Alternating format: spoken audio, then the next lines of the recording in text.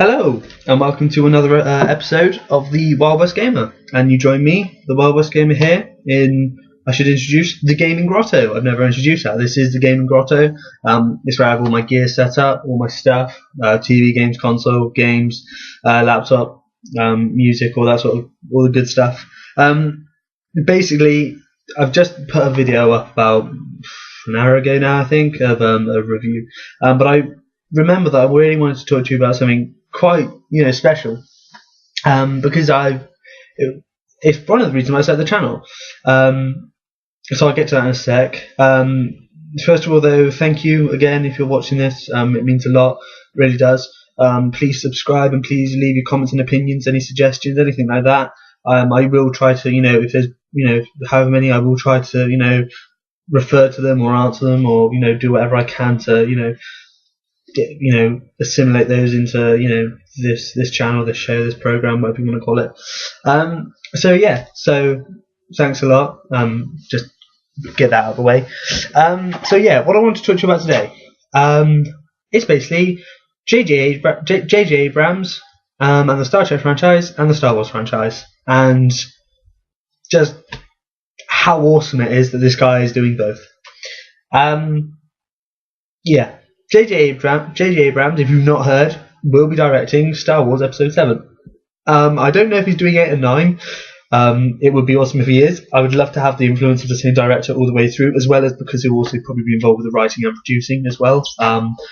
That would be really cool, because we'll have this, very much a sense of a very strong continuity between each one. There won't be any massive differential in sort of the themes and the emphasis. I don't know. I guess that's the plural for that word. But yeah, I'm hoping he does 8 and 9. If he doesn't, I'm sure they'll find someone just as good. But yeah, I raised my glass to that news. I was aware of it for a while. It's not like it's new news to me. I'm just bringing it out there in case anyone doesn't know. But what I wanted to talk about is why, as fans, or just as film, as moviegoers, as film watchers, why we should basically be really confident that the Star Wars films are in safe hands because of Star Trek. So, as most of you know, J.J. Abrams is about to release Star Trek Into Darkness, the sequel to Star Trek, funnily enough. Films which are phenomenal, really good films. I say that both as a person who looks critically at films, at all the parts, all the aspects of it. I also look at it as a person who just enjoys science fiction, and it fulfills both those roles. It has great story, it has great special effects, great action, great humour, great characterization, great nostalgia to it, great respect, everything that you could want from a remake or a reboot, is the sort of trendy word to use at the moment, of a film. I'm not a massive fan of remakes. I'm not a massive fan of milking a franchise. But in this case, because it's been done so right, because it's been done with so much love, I'm a big fan, and I'm a big supporter of Abrams. I really think that he knows what he's doing. I'm going to call him JJ because for some reason J.J. Abrams is really causing me a lot of trouble to say. It could be because it's quite cold in here and my muscles are seizing up. But I'm a really big supporter of his work. He's really proven himself in basically everything he's done, regardless of whether you're necessarily a fan of the genres he works in. He does do. You can't deny the detail is there, and the respect is there, and the passion is there for what he does. Cloverfield is a film that divided a lot of people. My wife can't stand it. She hates shaky cam.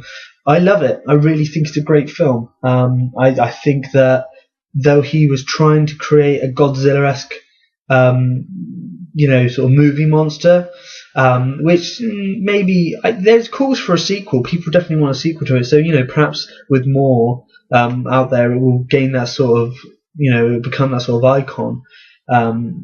The Cloverfield monster, or Clover as it's called. But Cloverfield was a film that I really enjoyed. It was a big action, handheld foot camera style, the home, what's it called? The found footage film. So that's a big action-packed found footage film, starring a lot of likable characters. Not all who were, they didn't feel like, it was kind of a horror film. So it wasn't like these stock rigid cut out cardboard characters. They were genuinely really believable and realistic. And they were really good fun. I really enjoyed watching it. And I would say this to JJ, please do make another one. I know that you're not one to rush things, and just bring them out because people want them. Like studios tell you that you need to have one, but I would seriously, a lot of people really want it, and I know it will be seen by a lot of people. But J.J. Abrams is doing, he did Star Trek. This was something he picked up. Now, when I heard about the film first, I thought, that's all very well, that's all cool, I'm happy with that. I'm a big Star Trek fan. I consider myself a Trekkie, or a Trekker, Trekkie, Trekker, whatever, whichever you prefer. I consider myself a big Trek fan. When it came out, I was like, cool, and J.J. Abrams, definitely, that guy's got some real stuff to him. He's a really good director, really good producer, good writer, everything, and he's really hands-on. He loves being part of almost every aspect of the filmmaking, so that you can guarantee there's going to be some really, really, it's just going to feel really full and complete experience. It's not like one of these films where the guy, is like, cool, I'm done, stick it together, whack it out. It's, he really wanted to make sure it was completely, the complete Star Trek experience for, everyone who loved both the original shows, and also, sort of the newer ones, Generation, Deep Space Nine, Voyager, even Enterprise. People have a lot of differing opinions about that one. I like it. I like all Star Trek. I don't think it's as good as some of the other ones, but it's certainly worth watching. So yeah, J.J. Abrams was making this film. What was really bizarre was the cast. Some of the casting was, for my mind, very abstract and obscure. Words I'm trying to use to be sort of as perhaps PC as I can be, because to be quite frank, I did think that some of the casting was ludicrous. The guy from Harold and Kumar, the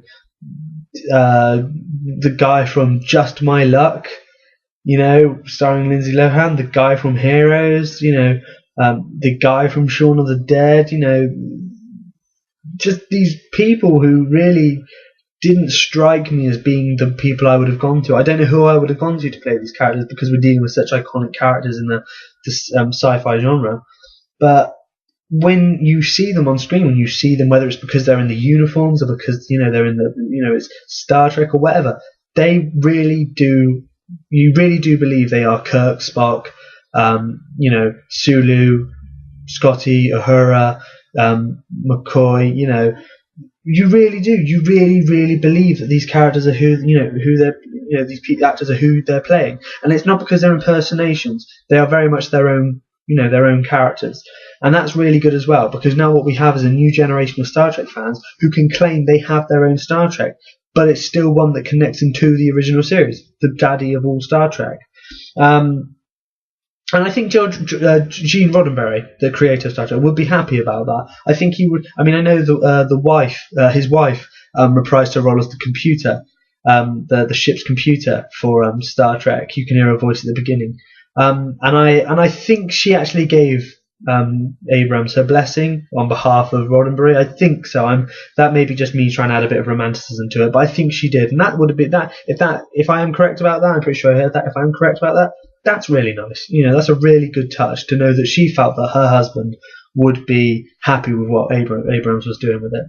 So yeah, of course, Abrams released Star Trek. I loved it. Everyone loved it. It was a really big release, a big film, a really good film. It took in plenty at the box office, certainly earned the right to have a sequel. And it was just fantastic. It was really good. But Abrams said, I'm not going to rush this.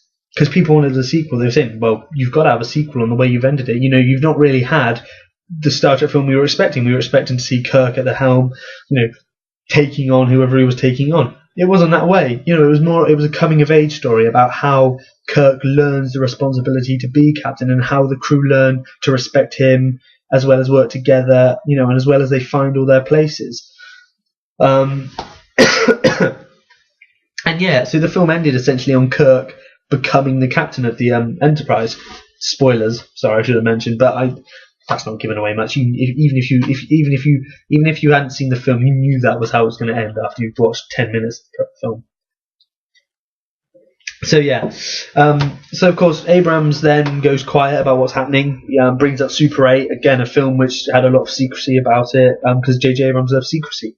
The guy is a secret agent, I'm sure of it, and he loves keeping things wrapped up until it's time for the big reveal, and it's very controlled. I don't think it's because he's OTT about it. I just think he likes for everything to be a surprise, and so yeah. So he keeps things under wraps. So yeah, Super 8 came out. I was about to say Superbad then. Super 8 came out. Two very different films came out. Again, really good, really nice science fiction film. It's kind of like a more mature, darker E.T. I would recommend checking that out again because it's Steven Spielberg as well. So you've got this really cool, deep story involving children coming of age and lots of lens flares. I like the lens flares, so if you don't, I probably wouldn't watch Star Trek, the new one, because it's going to have a lot. And, if you've got sensitive vision, you probably leave that cinema with a bunch of fucked up migraines raging you. So yeah, but yeah. So of course, then it came to Star Trek Into Darkness. He announced that was happening. That was in production. It was starting to, they were starting to get the cogs moving. And of course, people were asking the question, well, who's going to be in it? Who's going to be the bad guy? Because you need a bad guy, right? Of course, and then Abrams went very, very secretive again. And the speculation started and the rumour mill got going. And then, of course, the word that everyone sort of shat their pants to was Khan. Someone said it, or someone posted it, whether or not it was a legitimate, leak or whatever, or whether it was a cheeky sort of just someone throwing it out there. Someone said Khan, because Benedict Cumberbatch was involved. Now, no one knew who his name, but he's very big stuff at the moment. He's a very good actor. I enjoy him in Sherlock. I enjoyed him in Hawking. I don't know if anyone ever saw that, as about him. He played Stephen Hawking as he was going through university, creating some of his most inspiring and influential theories about space and gravity and physics, and as well as when he was developing motor neurons disease. And it was a very good role. So I'd seen him in two. I'd seen him in two very, very good performances. Sherlock and Hawking respectively, and I thought, yeah, definitely, if he's playing a villain in this thing, it's going to be good. I mean, as long a villain, a good character, the good guys are always only as good as their villain is bad, and likewise, the villain is only as bad as their good guys are. And I was happy with the crew of the Enterprise, so I was like, they need a big villain, a guy they can all be pitted against. In fact, it turns out this villain in Starfleet, the Federation in general, is pitted against this one guy, and he's that much of a badass. So that was just really awesome. That was really, really cool. That people were throwing around the word Khan, and people were like, "What Khan? Jesus, man, come out!" So I got putting your best foot forward, man. You know how to do a sequel. And yeah, so there was that. Then, of course, people were saying, well, no, it's not Khan, it's this other guy, George Harrison, I think his name is, not to be confused with the Beatle. I'm hoping it's George Harrison. I'm pretty sure it is. Again, it's so much. I'm constantly trying to find out the best stuff to talk about, and so there are bits and bobs going everywhere. But yeah, George Harrison, who is a bit of history for him, is he's a rogue Starfleet officer who was basically granted sort of superhuman abilities by an anomaly that Enterprise travelled through on one of their missions. And yeah, so there was lots of names floating around about who was playing. Then there was perhaps he's just playing a creation, new creation. Then there was Klingons are going to be in it. There's going to be all this new stuff. I was like, whoa, Jesus Christ, this is losing. I'm just like, what the hell is going on? There's too much being in front of me. Then the trailer came out. That was just blew my mind. Very dark, very sort of atmospheric. You certainly got that the film was trying to go above and beyond what Star Trek had achieved, and that was a very big film. Very, very, very big things happened in that film. If you were a Trek fan, Vulcan being destroyed. I mean, stuff like that was, was a big shock to Trekkies, because we have this very established universe, and things work the way they work in the Star Trek universe, and that was something we were like, whoa. So when Star Trek Into Darkness started the way it did, with things like, the ship being pulled out of the sky into the ground, with buildings exploding, with Kirk and McCoy, throwing themselves off this cliff, being chased by these pursuers. You got this sense that there was this really big story going on, and that things were really going to change in this film. I mean, that was really cool. Oh, and Spock being lowered into this massive volcano which is erupting. The things like that, the scope of this thing was, was massive, double the size of what Star Trek had done. So it was really, really, really good. Now, something I'd like to pick up on, and this is just a quick thing for the people who think it's still maybe Khan. There was a Japanese trailer released at the same time as the first trailer for the new Star Trek Into Darkness. During the Japanese trailer, whether they meant to or not, they gave away perhaps a bit too much. But there is a part in that trailer, a very quick part, where Kirk's hand and Spock's hand either side of glass. Now, you don't have to be a genius to know what that was all about or why that's significant. Wrath of Khan, Spock sacrifice. Now, if that was people going, oh, what? Sorry, but the trailer was there. If you knew anything about Star Trek, you knew why that was so iconic and so influential and so, shattering. And I saw that and I was like, this has got to be Khan. You can't do that without going, that is that is the biggest Star Wars slap in the face, Star Trek slap in the face. Sorry, get that right. Star Trek, slap in the face. If you didn't know what was going, that was like, come on, this is, that's what we're referencing. You know it, I know it. Check this shit out. So what? Have they just revealed that Spock's gonna die? Is the Genesis Project going to be in this film? Is it going to be Khan? Is all of this stuff, stuff like that gets thrown up, and it's just nuts. It's completely crazy. And J.J. Abrams, like he is, the sneaky son of a bitch, is not releasing anything. He has no press conferences. Interviews are very sparse on information. He releases what their intentions are, what they plan to do, what they've got going on. But as far as plot, as far as character, as far as who, anything, or what is going on, no. These trailers are very. Even when you watch the trailers, there's still this sense of like, what's going on? What's happening? No one really knows. It's very sort of patchwork. There's a bit here, a bit there. So the real thing is that Benedict Cumberbatch's character, whoever he is causing trouble for the Federation. He's a rogue. He's clearly got some awesome abilities. You see him jumping around, taking out people. He's very dangerous, and he presents both a threat to Kirk physically and mentally. And he conspires to bring down. He's conspiring to bring down the entire Federation. So a very big threat. As well as in the trailers, I think you've seen there is a quick bit where I think you see the new Klingons.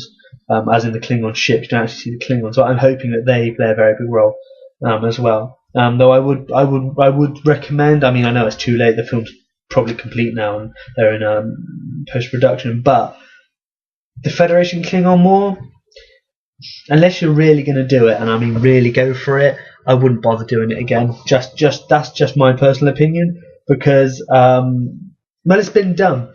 And also, Chris Pine's Kirk is far too young to have anything along the lines of the Klingon Federation War go on yet. And if it is going to be the Genesis Project, well, again, one of the key points of that is that Kirk discovers his son Jason. And things like that. It's a bit too early to really bring them in. Considering that Chris Pine as an actor is in his 30s. Again. So but listen, this is just me. Being a sort of worrying, being a little, bit of a, old woman worrying about this sort of stuff. I'm sure it's completely in, safe hands. But all of my, faith in J.J. Abrams for the Star Trek franchise, for Star Wars, that's why I feel safe. J.J. Abrams knows what he does. He knows how to make good films. He is a guy who has got his finger very much on the pulse of both the fans as well as what the mainstream want. And that's not because he's trying to make money. That's because he's trying to make an experience that everyone can enjoy. And especially with Star Wars, more than Star Trek, Star Wars is a film with such a saga, with such universal themes.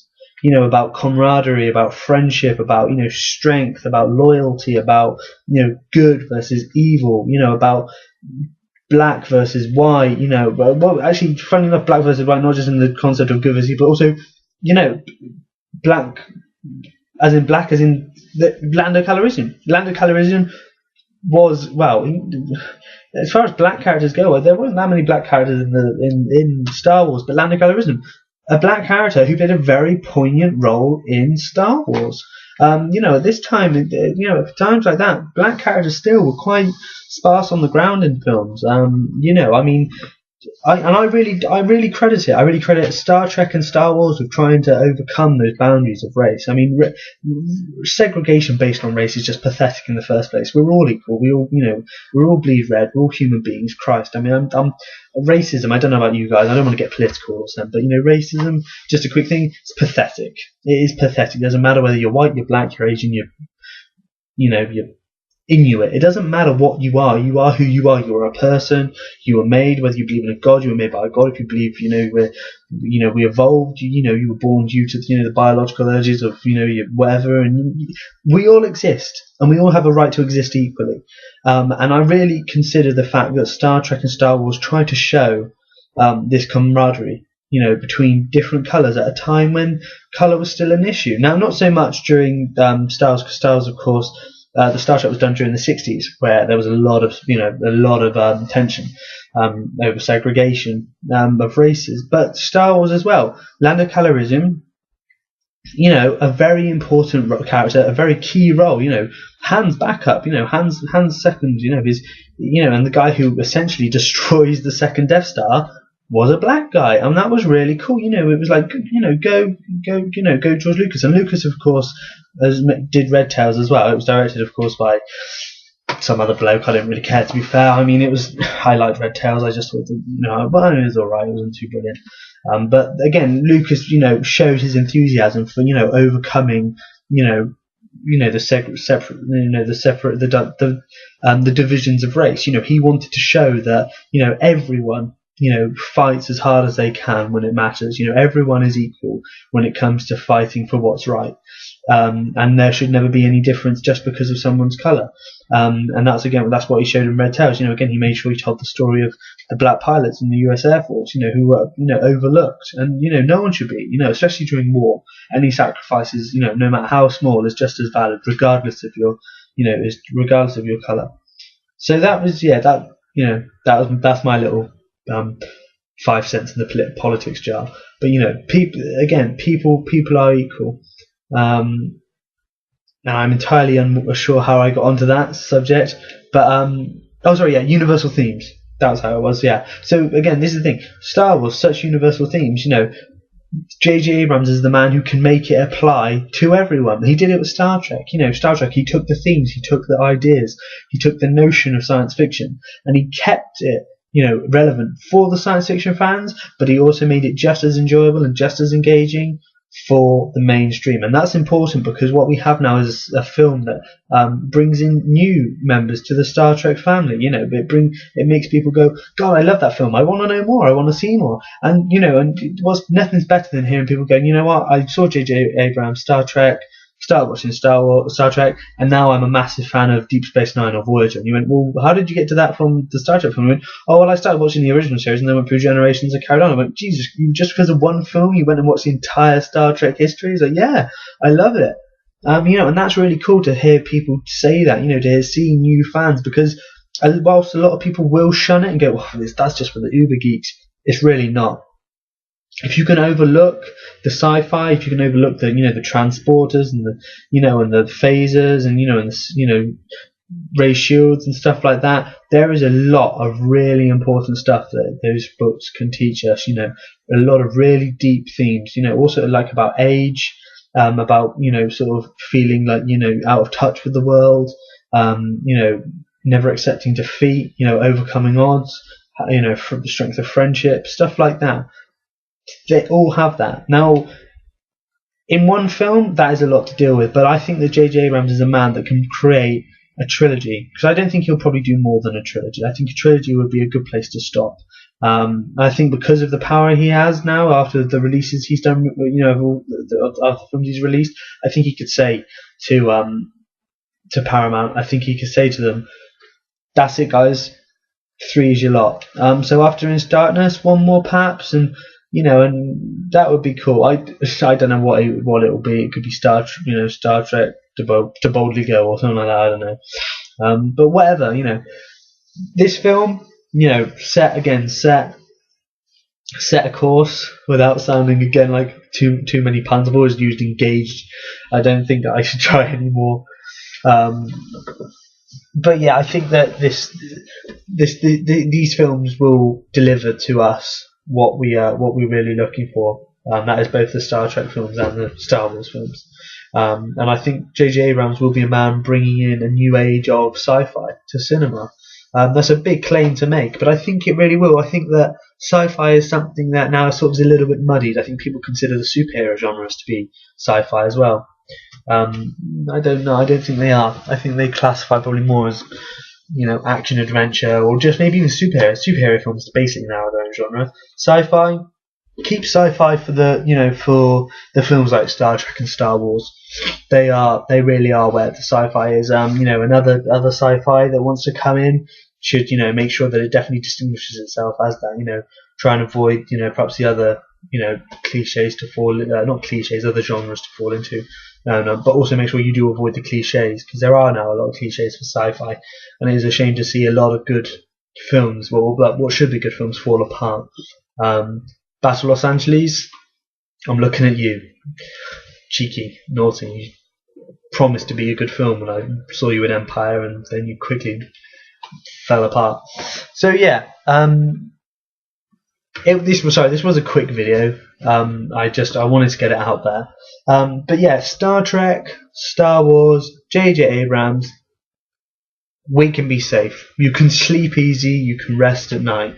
This guy knows what he's doing. He is definitely the right man for the job. Star Wars, no one knows anything about this, and if he's doing it, we probably never will until at least a year before it's released, and that'll be very scary stuff. He is going to be really good. It will be really, really good. And now that they're announcing that some of the old cast are coming back in, certainly, definitely promising. If it's a handing over film, one of those sort of, Luke and Leia and Han going, well, we're too old for this shit, sort of thing. Is it going to mean there's going to be this younger cast coming in? Well, we'll see how that goes. I wouldn't be pissed as long as it was done right. Though I got to be honest with you, I would really like to see Harrison Ford, Mark Hamill, and Carrie Fisher, come back into this, and really use these as a chance for the swan song of the characters, because we never really had that.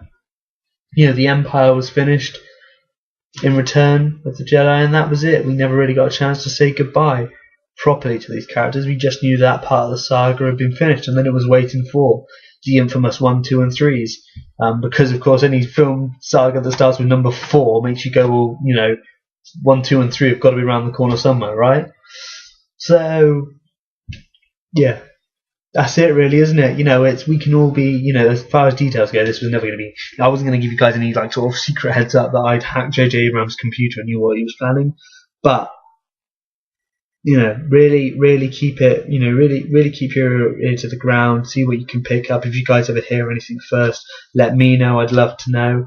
And yeah, we'll see how it goes. We'll see how it plays. Listen, Star Trek Into Darkness isn't out yet, so everything I've just said to you about being safe as houses could fall apart. Perhaps he's, cherry picked the best bits out of the film to stick in trailers, and the rest is a dog turd. Perhaps it's another Aliens, Colonial Marines. As horrific as that notion is. But yeah, I think we're safe. I think we're good. I think we're going to enjoy it, and I think that it's going to be the next couple of years. Are really going to be really, really epic. The quick thing, though, of course, just one last thing is, of course, if he does pick up Star Wars, is he going to have the time to do Star Trek 3? If there is that man, no one says he has to. So yeah, voice your opinions, voice your views, voice your comments, or write them. Yeah, love to hear from you, especially about this. Sorry, I realise I've probably taken up about half an hour of your life with my incessant rambling, but like I say, this was a rushed one. I wanted to get it out there, and really give you guys, my opinion on the whole J.J. Abrams Star Trek Star Wars debate, if there is one. Maybe I've started one. Never know. So, once again, guys, from the WildWestGamer, thank you very much for watching. Thank you very much for spending your time to see this. Please do subscribe, as I've said probably a billion times before. But yeah, thank you. It means a lot, really does, and I very much appreciate you guys tuning in. So, until next time, take it easy, enjoy yourselves. play games, watch films, and I will see you next time on the Wild West Gamer. See you later. Bye.